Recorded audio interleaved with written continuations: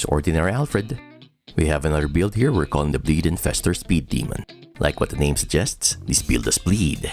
This build does fester. Oh, not that fester. And this build is an attack speed demon. Let's get into it. For this build, we're going with high speed gauntlets, the cursed Ungi?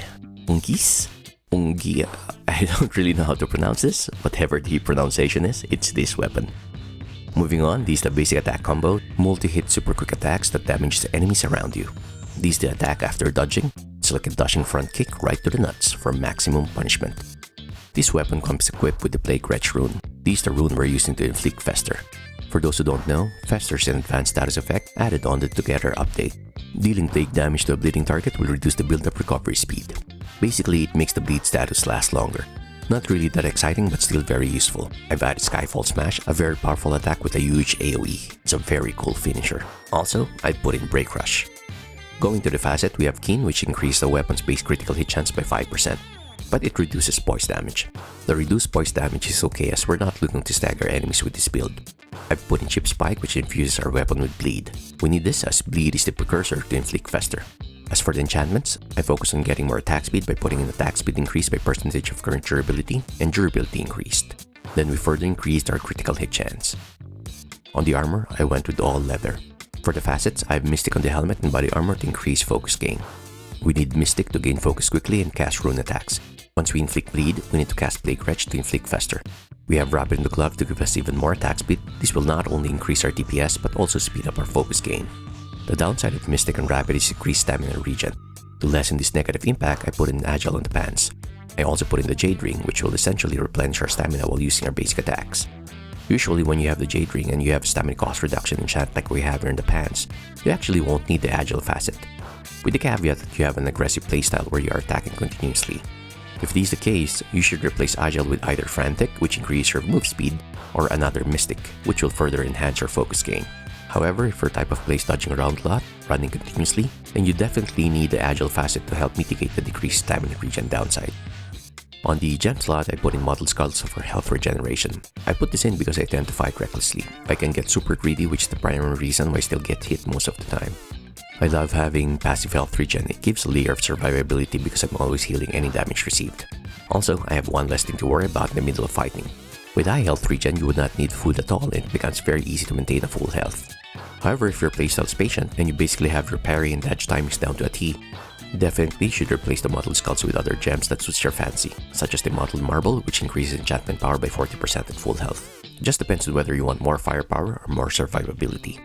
Moving to the enchantments, I have critical hit chance increase on all my gear. This will help us land critical damage more consistently. Then to increase our DPS, we have physical damage increase on all armor pieces. To increase our damage against high defense enemies, we have gain armor penetration on the gloves and body armor. To increase our focus gain even more, we have focus gain increased by percentage of current durability and durability increase here on the helmet. To have even more health regeneration, we have 20 health regeneration here on the body. If you did not use Mottled Skulls on the gems as described earlier, you can switch this armor to a magical or blue version and get the same enchantments, except of course for the health regeneration. Blue or magical armor also gives you an advantage in terms of exalting, and also not having to worry about an added downside. To give us another layer of survivability, I put gain lifesteal against bleeding enemies here on the gloves. On the downsides, I went for stagger resistance reduced and damage resistance reduced after consuming food.